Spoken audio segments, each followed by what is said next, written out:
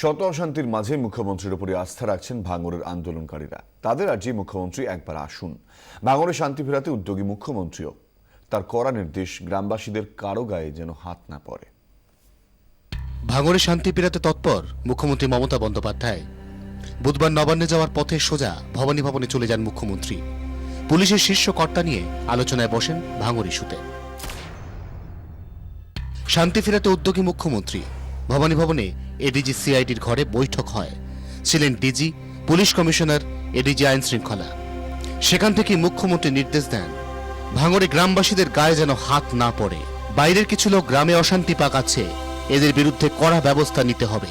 এরা বাইরে এলেই গ্রেফতার করতে হবে।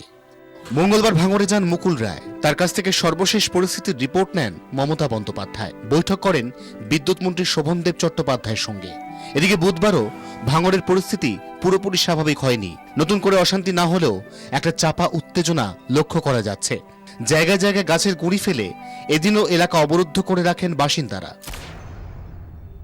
তবে এই পরিস্থিতিতেও ভাঙড়ের আন্দোলনকারীরা আস্থা রাখছেন মুখ্যমন্ত্রী মমতা বন্দ্যোপাধ্যায়ের ওপর। আমরা আমাদের এলাকার কোনো এমপি এমএলএ এর কথা শুনে আমরা চলতে চাই না। আমাদের মুখ্যমন্ত্রী এসে আমাদের সমস্যার সমাধান করে দেখ। এমনকি ভাঙড় আন্দোলনের মুখ শেখ কালুও বলছেন, মুখ্যমন্ত্রী এলেই শান্ত হবে পরিস্থিতি। আমরা দিদির সৈন্য, দিদির আমরা সাপোর্টার, দিদিরই তো আমরা মানুষ। নিজে এসে যদি একটু পরিদর্শন করে মানুষকে বলে দেয় যে ঠিক আছে, এটা তোমরা চাইছো না, আমি আপনাদের কথায় সমর্থন, আমি এটা হতে দেব না, সব শান্ত হয়ে যাও, সব মানুষ শান্ত হয়ে যাবে আশা করি। বিকেলে ভাঙড়ের শোক শান্তি মিছিল বের করেন আশপাশের 30টি গ্রামের মানুষ। তাতে পা মেলান কাসেম সিদ্দিকীর নেতৃত্বে ফুরফুরা শরীফের প্রতিনিধি দল। ক্যামেরায় দীপঙ্কর দাশগুপ্ত, অমিত দাসের সঙ্গে সিজার মণ্ডল, সন্দীপ সরকার এবং সুতপা সেনের রিপোর্ট, 24 ঘন্টা।